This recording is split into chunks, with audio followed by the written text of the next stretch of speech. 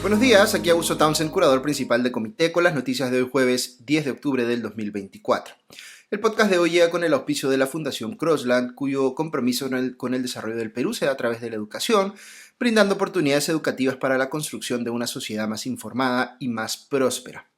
Y también de Big Bond Group, una firma de selección de talento y consultoría que ha venido acompañando por más de una década a empresas líderes y que como empresa B está enfocada en generar valor compartido desde una lógica de triple impacto económico, social y ambiental. Muy bien, aquí van los titulares de hoy jueves 10 de octubre en menos de un minuto. Primero, hoy habrá paro en Lima en protesta por las extorsiones y si bien algunos transportistas se excluyeron, otros sectores de la sociedad se han sumado. Segundo, el gobierno promulgó la ley en apariencia inconstitucional que le da a la policía el rol principal en la investigación del delito en desmedro de la fiscalía.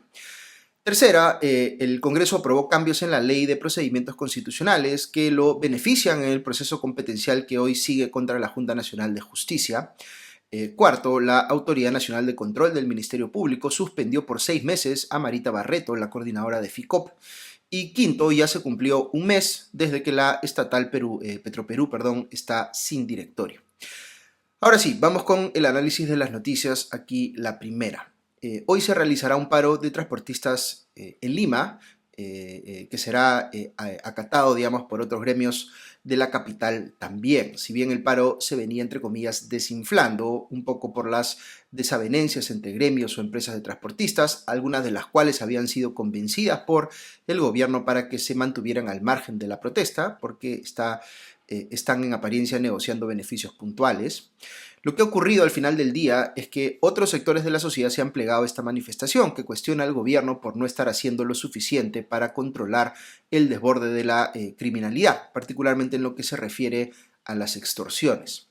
Esto incluso ha expandido la manifestación a nivel nacional cuando originalmente era o estaba enfocada en Lima Norte. El comercio da cuenta de que se han sumado a la protesta, por ejemplo, 7 mercados del distrito de Puente Piedra, uno de los que ha estado bajo estado de emergencia, sin que eso haya mostrado resultados en frenar el crimen. De hecho, en los primeros 5 días se ha decretado digamos, ese estado de emergencia en Puente Piedra, se registraron 9 muertes.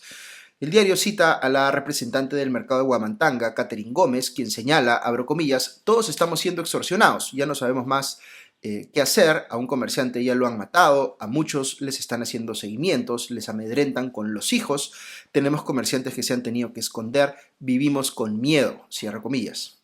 El comercio menciona también que un grupo de comerciantes de mesa redonda van a ir al paro hoy, lo mismo que algunos comerciantes de Gamarra, comedores populares, vaso de leche, etc., según el presidente del Comité de Lucha de Gamarra, Carlos Choque. Entonces, mientras que los transportistas están divididos porque algunos quieren protestar genuinamente por el tema de fondo, mientras que otros están, según parece, más interesados en conseguir prebendas del gobierno, el que hayan originado esta discusión sobre ir a un paro para presionar al Ejecutivo para que haga algo respecto de las extorsiones, ha gatillado la voluntad de protestar de otros sectores también afectados por este mismo problema, las extorsiones. ¿Cuánto escalará esto? Pues no hay cómo saberlo, pero como les he comentado en podcasts anteriores, si hay algo que puede sacar a la gente de su apatía política es la desesperación que puedan estar sintiendo por el tema de la inseguridad. Nadie va a aceptar vivir permanentemente con miedo. Y claro, muchísima gente se va a ver afectada hoy por la paralización en sus negocios o en sus actividades diarias, los escolares, etc. Pero mi intuición es que la empatía con quienes están marchando no va a disminuir, sino que va a ir en aumento, si se empieza a ver además que hay tracción o capacidad de movilización en la protesta. Eso lo vamos a ver hoy. Dicho sea de paso, Fuerza Popular sacó ayer un comunicado en el que le exige al gobierno acciones concretas para enfrentar a la criminalidad. Lo que propone dicho partido es básicamente seguir en el camino de la militarización del control de la delincuencia, poniendo a las Fuerzas Armadas en control de los penales y capacitándolas para que patrullen cuando haya estados de emergencia decretados. También propone liberar a los policías y militares de tener que responder ante la justicia ordinaria por cualquier cosa que puedan hacer en el ejercicio de sus funciones y someterlos más bien a la justicia militar. Y sugiere denunciar parcialmente el Pacto de San José, es decir, la Convención Americana de Derechos Humanos, en lo que se refiere a, entre comillas, beneficios legales en favor de terroristas y criminales peligrosos. Estas son medidas sobre las cuales se puede discutir. Algunos de ustedes podrán estar de acuerdo con algunas y no con otras. Pero lo más llamativo de un comunicado como este son las responsabilidades que no se adjudican. No dice nada Fuerza Popular sobre la actual gestión de Juan José Santibáñez en el Ministerio del Interior, ni promueve su censura en el Congreso, es decir, que se le controle políticamente por no estar manejando bien la crisis de inseguridad. Sobre las leyes aprobadas por el propio Congreso, con votos de su bancada, que han favorecido a organizaciones criminales, el comunicado no habla de derogarlas, o específicamente la ley 32108, sino de, entre comillas, precisar los alcances sobre esta ley de allanamientos judiciales y organizaciones criminales con la finalidad de, entre comillas, desbaratar la narrativa engañosa de los cómplices de Toledo, Villarán, Vizcarra y Castillo. Aquí lo que están tratando de hacer, como es evidente, es aplicar pues una falacia para decir que cualquiera que cuestione que la referida ley sobre organizaciones criminales aprobada por ellos beneficia a las organizaciones criminales, tiene que ser un defensor de Toledo, Villarán y compañía. Pero eso no es cierto. Uno puede ser crítico de todas esas personas citadas en la última parte del comunicado de Fuerza Popular y aún así estar convencido, como es mi caso, de que esa es una ley nefasta que debiera derogarse. Segunda noticia, seguimos con otro asunto vinculado a la seguridad ciudadana que es bien delicado. El presidente del Consejo de Ministros, Gustavo Adriancén, y el ministro del Interior, Juan José Santibáñez, informaron ayer que la presidenta Dina Boluarte ha promulgado ya la ley aprobada por el Congreso de la República que faculta a la Policía Nacional del Perú a dirigir la investigación preliminar de los delitos, función que hasta ahora se encontraba, digamos, en manos del Ministerio Público.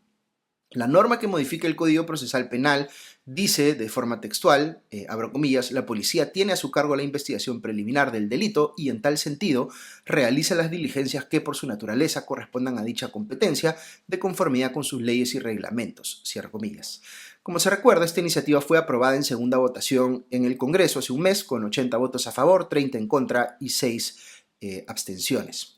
En su momento, el congresista Isaac Mita, que es el presidente de la Comisión de Justicia y Derechos Humanos, indicó que estas modificaciones apuntan a fortalecer el debido proceso y a proteger los derechos fundamentales de las partes procesales. Sin embargo, el Ministerio Público criticó duramente la iniciativa en su momento, calificándola de inconstitucional.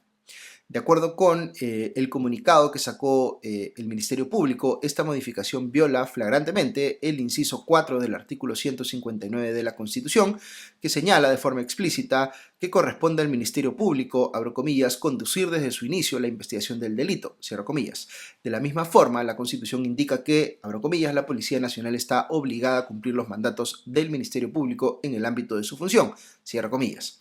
Solo para precisarles un poco este debate por si les resulta algo complejo. Mi impresión personal es que en lo que respecta a la discusión de fondo, es decir, sobre si debería ser la Fiscalía o la Policía la que dirija la investigación criminal, hay especialistas que argumentan en favor de lo primero y otros que argumentan en favor de lo segundo. Me parece que los primeros son más en número de lo que yo he podido ver, pero recuerden que en este tipo de debates lo que importa son los argumentos, no cuánta gente hay de cada lado. De manera que yo sí creo que en la discusión de fondo se puede sustentar una posición teórica en el sentido de que se debe darle a la policía la conducción de la investigación del crimen. Pero dicho eso, hay dos cosas adicionales a considerar aquí.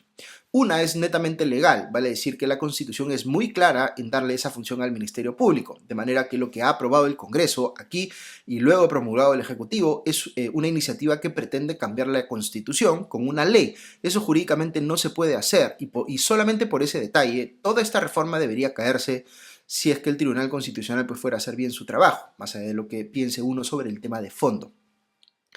Y el otro asunto tiene que ver con la lectura política que uno puede hacer sobre las intenciones del gobierno y de las bancadas del Congreso al aprobar este cambio. Es muy evidente que la Fiscalía hoy es, para Dina Boluarte y para mucha gente en el Congreso, que está sometida a investigación penal, pues una piedra en el zapato, un fastidio.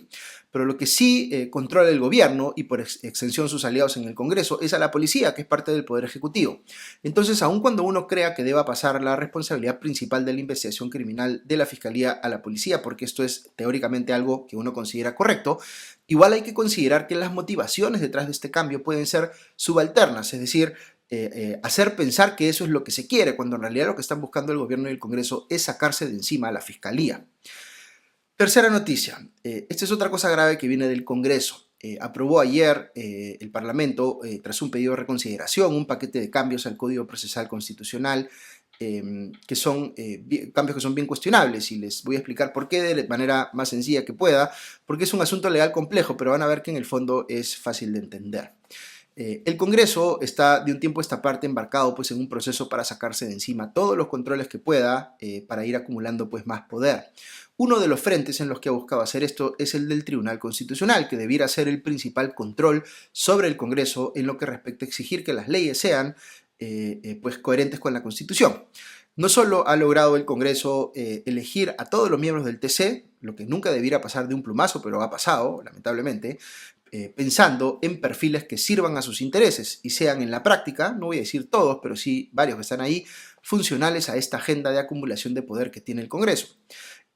Pero no solo eso, sino que también ha impulsado iniciativas como esta que dice que nadie puede objetar las cosas que haga el Congreso a través de acciones de amparo, que es una garantía constitucional que supuestamente tiene todo ciudadano, sino que únicamente se le puede presentar contra el Congreso procesos de conflictos de competencia, que no los puede presentar cualquier persona, sino solo algunas instituciones, y donde además no se discute el fondo del asunto, con lo cual literalmente lo que está queriendo hacer el Congreso es quitarle a toda persona la posibilidad de recurrir al Poder Judicial para defenderse de una arbitrariedad cometida por el Congreso. Por ejemplo, una sanción impuesta en violación del debido proceso, que es lo que hizo el Congreso cuando destituyó a miembros de la Junta Nacional de Justicia. Es como que el Congreso estuviera diciendo, yo saco a quien me da la gana por las razones que me dé la gana, o sin razones porque da igual, y nadie puede decirme nada. Esta es una medida claramente autoritaria e inconstitucional a mi juicio. Pero sucede además que el Congreso tiene abierto un proceso competencial ante el TC contra la Junta Nacional de Justicia, precisamente para intentar que el TC diga que puede hacer el Congreso lo que le da la gana cuando, por ejemplo, se mandó a destituir a los miembros de la Junta, los que destituyó. Pero ¿cuál es el problema que tiene el Congreso? Que se necesitan 5 votos de 7 en total en el TC para que este resuelva a su favor, y aparentemente no tienen esos 5 votos asegurados. Entonces, ¿qué están haciendo? Pues en la norma que han aprobado ayer hay una disposición que reduce ese requisito de votación de 5 a 4 votos y establece que este cambio aplica para los procedimientos que ya están en trámite. Fíjense lo desfachatado que es esto. Están cambiando las reglas de juego para un proceso que ya está en curso con la finalidad manifiesta de manipular las condiciones en las que este va a poder ser resuelto para que así pueda resolverse a su favor. Ya deben estar habituados a que yo les cuente pues en el podcast cosas que está haciendo este Congreso que son abiertamente inconstitucionales, porque ha habido muchas en lo que va de este periodo parlamentario. Pero esta es sin duda o de los intentos más descarados de manipular el marco legal a su favor para ganar una causa en la que además están equivocados en el tema de fondo, a mi criterio, como les he sustentado varias veces. Esto es muy, pero muy preocupante. No puede permitirse en un país que busca seguir siendo una democracia, espero, que se destruya pues la separación de poderes y el sistema de pesos y contrapesos constitucionales de esta manera. Aquí no estamos hablando de la posibilidad de que un gobernante se vuelva autoritario. Aquí lo que estamos viendo en vivo y en directo, es una situación en la que el Congreso ya está activamente destruyendo la separación de poderes, no ahorita, sino desde hace buen tiempo, con la complicidad del Poder Ejecutivo, que no hace nada porque su supervivencia depende de la venia del Congreso. Repito, esto es gravísimo y no tiene nada que ver con si uno es de derecha, centro, izquierda. Cuando se destruyen las reglas de la democracia, se destruyen para todos. Ok, cuarta noticia. La fiscal superior Marita Barreto, que es la coordinadora del equipo especial de fiscales que investiga la corrupción en el poder, más conocido como EFICOP, acaba de recibir una suspensión de 6 meses impuesta por la Autoridad Nacional de Control del Ministerio Público, según dieron a conocer ayer varios medios. Esta sanción está relacionada con la investigación disciplinaria que se le sigue a Barreto por supuestamente haber revelado información reservada al periodista Carlos Paredes de Willax sobre posibles colaboradores eficaces en un caso que compromete o involucra al congresista Guillermo Bermejo. El propio Paredes es el que le ha imputado a Barreto haber hecho tal cosa, aunque la denuncia es de Bermejo. Ella niega, por supuesto, que haya hecho tal cosa, aunque sí reconoce que estuvo en tratativas con el periodista, porque, según dice, este se le acercó con la excusa de que su padre había sido profesor de ella en la universidad. Paredes habría aportado a la investigación grabaciones que demostrarían que Barreto le ofreció información reservada, pero ella señala que estos audios son manipulados. La Autoridad Nacional de Control del Ministerio Público consideró que la evidencia proporcionada por Paredes sustenta su imputación contra Barreto y por eso la ha suspendido. Ella ha emitido un comunicado en el que dice, cito textual, Estas denuncias, basadas en mentiras que buscan desprestigiarme, no doblegarán mi espíritu inquebrantable en la lucha frontal contra la criminalidad. Habría que esperar a que esos audios se hagan públicos para evaluar con mayor detalle si la decisión de suspender a Barreto fue la correcta o no, pero por lo pronto se ha dejado descabezado una vez más al EFICOP, cosa que también es funcional a muchos intereses. Quinta noticia, hoy 10 de octubre se cumple un mes desde que renunció el directorio de Petroperú y aún sigue la petrolera estatal descabezada, o mejor dicho, sin directorio, en medio de la peor crisis financiera que ha enfrentado en las últimas décadas. Recordemos que el 10 de septiembre todos los miembros del directorio presidido por Oliver Stark renunciaron a sus cargos debido a que el gobierno seguía postergando la aprobación de medidas que aseguraran que la petrolera pudiera seguir operando. 4 días después de la renuncia, el gobierno publicó un decreto de urgencia entregando a Petroperú una serie de ayudas financieras que suman, de acuerdo con el Consejo Fiscal, un total de 4.000 millones de dólares. A cambio, esto de iniciar un proceso de transformación que, por supuesto, no puede llevarse a cabo a menos que haya un directorio al mando de la petrolera. Pese a que ha pasado un mes desde la salida del directorio anterior, el Ministerio de Economía y Finanzas y el de Energía y Minas, que son los accionistas de Petroperú, aún no logran nombrar a un nuevo directorio, en un contexto en el que todo apunta a que la propia presidenta Dina Boluarte ha ejercido presión para nombrar a exfuncionarios que han sido precisamente responsables del actual lamentable estado financiero de Petroperú.